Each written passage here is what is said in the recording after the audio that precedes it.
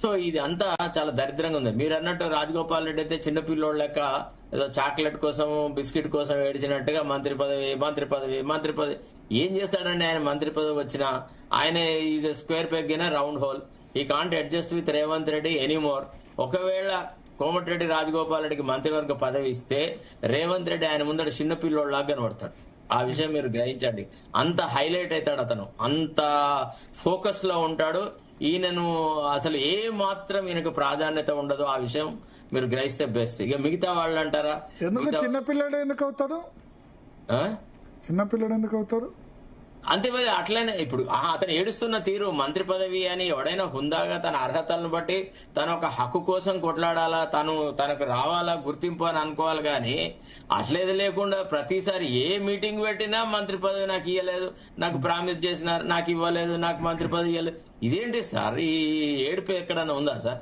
ఎవరన్నా గతంలో మనం ఎంతో మందికి మంత్రివర్గంలో స్థానం కల్పించిన, అసలు ముక్కు ముఖం తెలియని వాళ్ళకు కూడా మంత్రి పదవి ఇచ్చిన సందర్భాలు ఉన్నాయి. కాంగ్రెస్ లో మంత్రులు తమ హోదాకు తగ్గట్టుగా ముఖ్యమంత్రి ప్రవర్తించకపోతే క్షణాల మీద రాజీనామా, ముఖ్యమంత్రి మోక మీద వేసిపోయిన వాళ్ళని చూసినాం, జీవి సుధాకర్ రావు లాంటి వాళ్ళను. అట్లాంటిది ఇదేందండి? అడుక్కున్నాడే, లిటరల్లీ బిచ్చమెత్తుకున్నట్టుగా నాకు మంత్రి పదవి నాకు మంత్రి పదవిని అడుక్కునే టైం మనం ఎక్కడ చూడం రాజకీయాల్లో. ఇంత ఘోరంగా అంటే అంత ఘోరంగా ప్రవర్తిస్తా ఉన్నమాట. నేను అనేది ఏంటంటే హుందాతనము అనేది లేకుండా మంత్రి పదవి ఉన్నా ఒకటే లేకున్నా ఒకటే. తర్వాత రెండోది, ఏ మంత్రి ఎక్కడైతే ముఖ్యమంత్రి ఈజ్ అ పివోట్, అతనే ఒక ఇరుసు, అతని మీదనే మొత్తం మంత్రివర్గాన్ని చక్రం తిరుగుతుంది. ఆ పివోటే బలహీనంగా ఉన్న తర్వాత ఆ చక్రం ఏమని తిరుగుతుంది, ఎట్లా తిరుగుతుంది, ఏ రకంగా జరుగుతుంది? వాళ్ళు అది కాదు అసలు. ఇప్పుడు రాష్ట్ర మంత్రివర్గం ఫస్ట్ చేయాల్సింది ఏంటంటే వాళ్ళ ఎన్నికల ప్రణాళికను, వాళ్ళ ఇచ్చిన మేనిఫెస్టోను ముందర పెట్టుకొని ఏం చేసినాం, ఏం చేయలేదు, ఏ రకంగా చేస్తాం అని ప్రజలకు ఒక క్లారిటీ ఇవ్వాల.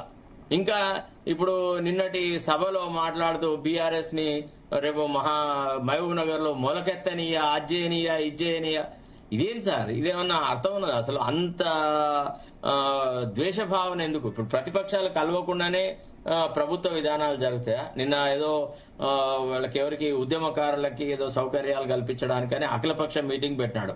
అట్లాంటిది రాష్ట్ర ప్రాజెక్టుల మీద కూడా పెట్టవచ్చు కదా, ఇతరత్ర కార్యక్రమాల మీద పెట్టవచ్చు కదా. ఎక్కడన్నా మీరు ఇంత ఇప్పుడు ఎట్లా ఉందంటే పాకిస్తాన్ ఇండియా లాగా ఉన్నది భారతదేశంలో, అంటే ముఖ్యంగా మన రాష్ట్రంలో అయితే. అంటే Indian team Revanth Reddy lead చేస్తుంటే పాకిస్తాన్ టీము కేసీఆర్ లీడ్ చేస్తున్నంత వైషమ్యం ప్రతి దశలో ఈ కొట్లాడుకున్న తీరు అయితే అది ఏ రకం కూడా it's not in the true spirit of democracy. Elections నేను రాజకీయాలు మర్చిపోతా, రాష్ట్ర అభివృద్ధిని కాన్సన్ట్రేట్ చేస్తా అని మాటలలో చెప్తాడు, మైక్ దగ్గరికి పోగానే పూనకం పొందుతున్నాడు. తిరుపతి రెడ్డి గారు నమస్తే అండి. ఏమనుకుంటారు మంత్రివర్గ